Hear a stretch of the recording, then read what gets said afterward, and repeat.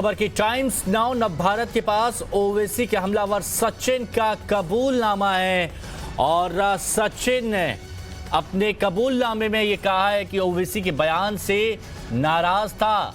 सचिन वही शख्स है जिसने टोल नाके पर ओवैसी की गाड़ी पर ओवैसी पर फायरिंग की थी। सचिन और शुभम ये दो शख्स हैं, दो आरोपित हैं जिनको हिरासत में लिया गया था, इनसे पूछताछ की गई और अब जो कबूलनामा आया है टाइम्स नाउ नव भारत के पास एक्सक्लूसिव वो कबूलनामा है जिसमें सचिन की तरफ से कहा गया है कि ओवैसी के बयान से नाराज था और इसी के चलते पिस्टल से फायरिंग की थी ओवैसी के ऊपर। 3 से 4 राउंड की फायरिंग हुई थी और जब ओवैसी बैठ गए थे तो फिर गाड़ी के निचले हिस्से में भी फायरिंग की गई थी। आलम से पिस्तौल ली थी, ये सचिन की तरफ से कहा गया है और सचिन का जो कबूलनामा है वो टाइम्स नाउ नव भारत के पास एक्सक्लूसिव, जिसमें सचिन ये मान रहा है कि वो ओवैसी के बयान से नाराज था और इस वजह से फायर किया और ये भी मान रहा है कि आलम से पिस्तौल उसने ली थी। चलिए वो एक्सक्लूसिव तस्वीरें आपको दिखाते हैं। बयान आया था, उन्होंने उसमें कहा कि भाई ये जो ताजमहल है और कुतुब मीनार है ये सब हमारे बाप दादाओं का है और तुम हमें यहाँ भगाने की बात करते हो। सर 2014 में इनके भाई थे अकबरुद्दीन ओवैसी, उनका एक बयान आया था, उन्होंने उसमें कहा कि भाई ये जो ताजमहल है और कुतुब मीनार है ये सब हमारे बाप दादाओं का है और तुम हमें यहाँ भगाने की बात करते हो। सर 2014 में इनके भाई थे अकबरुद्दीन ओवैसी, उनका एक बयान आया था, उन्होंने उसमें कहा कि भाई ये जो ताजमहल है और कुतुब मीनार है ये सब हमारे बाप दादाओं का है और तुम हमें यहाँ भगाने की बात करते हो। सर 2014 में इनके भाई थे अकबर। प्रियांक हमारे सहयोगी हमारे साथ में जुड़े हुए हैं। प्रियांक, जिस तरह से सचिन कह रहा है अकबरुद्दीन के उस बयान से नाराज है जो काफी विवादित रहा था। जी बिल्कुल, जिस तरीके से सोशल मीडिया पे बयानबाजियां आजकल के दौर में हो रही हैं उसको लेकर के जो लोग हैं, जो जिनकी उपद्रवी प्रवृत्ति है, वो इस तरीके की घटनाएं में शामिल हो रहे हैं। ये चीज इस पूरे घटनाक्रम में साफ तौर से प्रतीत होती है। हालांकि आपको याद होगा हिमांशु, हमने टाइम्स ऑफ भारत पे पहले भी दिखाया था कि ये केवल ओवैसी को डराने की साजिश नहीं थी, ये साजिश थी कि उन्हें मौत के घाट उतार दिया जाए। उस तरीके से फायरिंग की गई, 5 राउंड फायरिंग की गई और ये जो शख्स है इसका जो सह आरोपी था उसकी पिस्तौल चूंकि देसी कट्टा थी तो वो अटक गई थी, फायरिंग नहीं हो पाई। इसलिए हम कह सकते हैं कि हमारे जो मेंबर पार्लियामेंट है उनकी जान बच गई।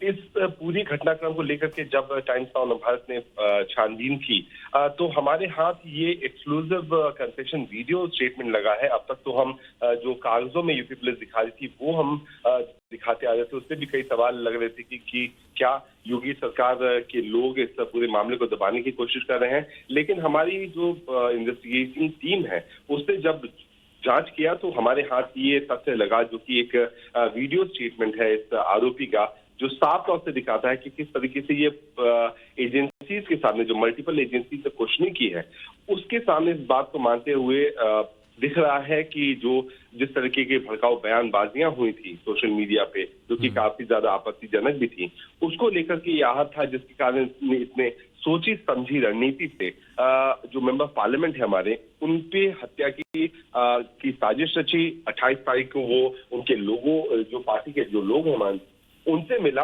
और उनसे ही जान करके कि किस रास्ते से ओवैसी आएंगे, उसके बाद इसने इस घटनाक्रम को अंजाम दिया। फिलहाल एजेंसियां इनसे पूछताछ करने के लिए इंतजार कर रही हैं। 11 तारीख को इसकी कोर्ट में पेशी होगी, तब जाकर के यूपी पुलिस इसको पुलिस हिरासत में लेके आगे की जांच पूरी कर पाएगी। लेकिन अब तक की जो हमारी जांच बता रही है कि धौलाना जो एरिया है जहां पे ये हमला हुआ, वहीं के जो प्रत्याशी हैं AIMIM के, उनसे ही और उनके लोगों से ही जान करके, उनसे जानकारी लेकर के ये ओवैसी के जो सभा थी मेरठ में वहां पे शामिल हुआ और उसके बाद उन्हीं के काफिले पे हमला कर दिया।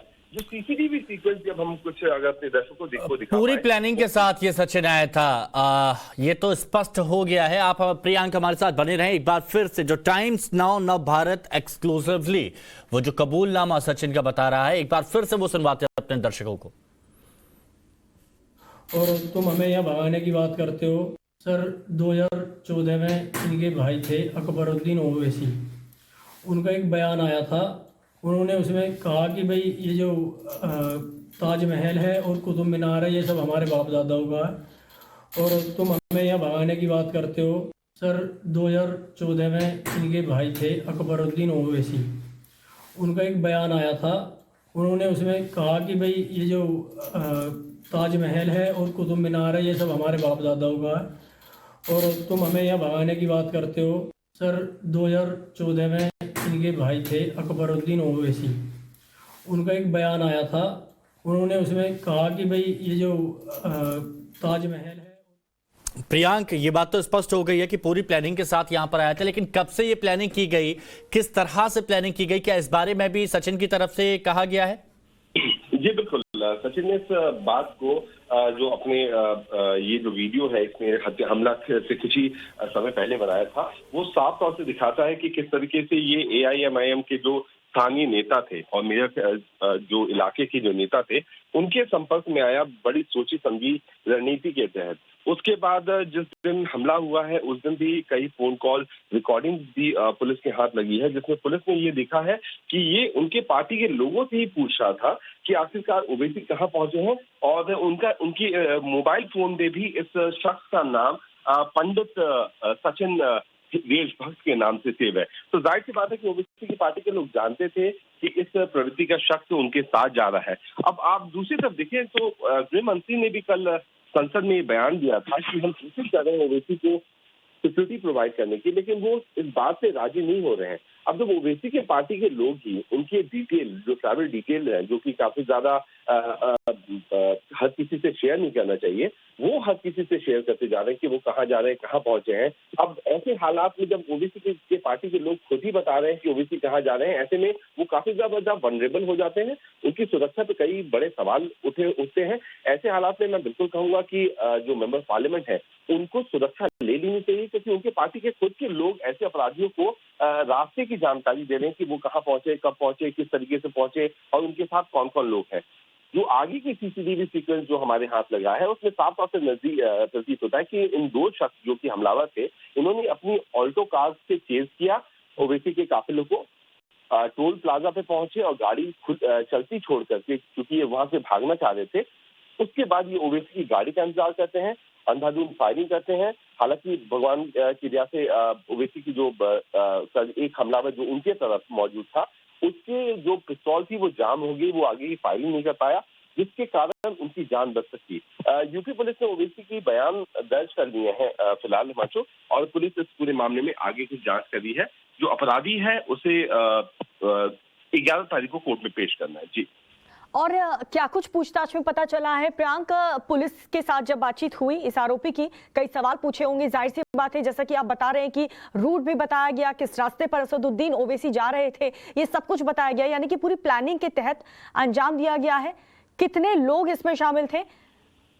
जी 2 लोग फिलहाल साफ तौर से दिख रहे हैं। दोनों ने वेव सिटी जो है उसके पास मुलाकात की और उसके बाद इन दोनों ने आगे जाकर के ओवैसी की गाड़ी का इंतजार किया और इंतजार करने के बाद उस पर अंधाधुंध फायरिंग कर दी। तकरीबन 6 राउंड फायरिंग की गई है उनकी गाड़ियों पे। हालांकि अच्छी बात ये रही कि ओवैसी ने अपने आप को बचा लिया और उनके ड्राइवर ने काफी समझदारी बरताते हुए गाड़ी को आगे ले गया। वहीं उसके बाद के सीक्वेंस में अगर हम देखेंगे CCTV में, अगर हम अपने दर्शकों को दिखा सकें, उस सीक्वेंस में साफ तौर से दिखता है कि किस तरीके से हमलावर के पीछे ये लोग भागे हैं। एक हमलावर चोटिल भी हुआ है, तब जाके ओवैसी की जान बच सकती है।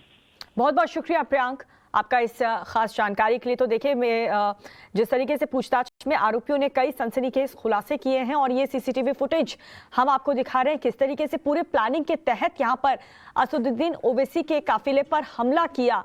और गाड़ी देखिए पूरी डिसबैलेंस हो गई थी, बहुत बड़ी घटना घट सकती थी, लेकिन गनीमत रही, किसी को चोट नहीं लगी। हालांकि दोनों मुख्य आरोपी को, जिन्हें पुलिस ने फिलहाल गिरफ्तार कर लिया है, और उन्हीं से पूछताछ के दौरान कई बड़े खुलासे भी हुए हैं। सचिन ने आलम से कहा था ताजमहल कुतुब मीनार पर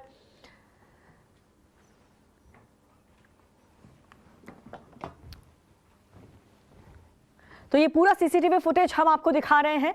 आप देख सकते हैं किस तरीके से ये जो हमलावर हैं ये गाड़ी के पीछे भागते हैं जिसमें असदुद्दीन ओवैसी मौजूद थे और वहीं पर वो लोग पहुंच करके फायरिंग शुरू कर देते हैं। हालांकि पुलिस ने इन दोनों ही आरोपियों को गिरफ्तार कर लिया है। पूछताछ में कई बड़े खुलासे भी किए। ओवैसी पर हमला करने वाले आरोपी सचिन को हम आपको सुनाते हैं। उनका एक बयान आया था, उन्होंने कहा कि भाई ताजमहल है और कुतुब मीनार है, ये सब हमारे बाप दादाओं का भाई थे अकबरुद्दीन ओवैसी। उनका एक बयान आया था, उन्होंने उसमें कहा कि भाई ये जो ताजमहल है और कुतुब मीनार है, ये सब हमारे बाप दादाओं का है और तुम हमें यहाँ भगाने की बात करते हो। तो उस बयान को सुन के मैं जब से बहुत हर्ट हो गया, आहत।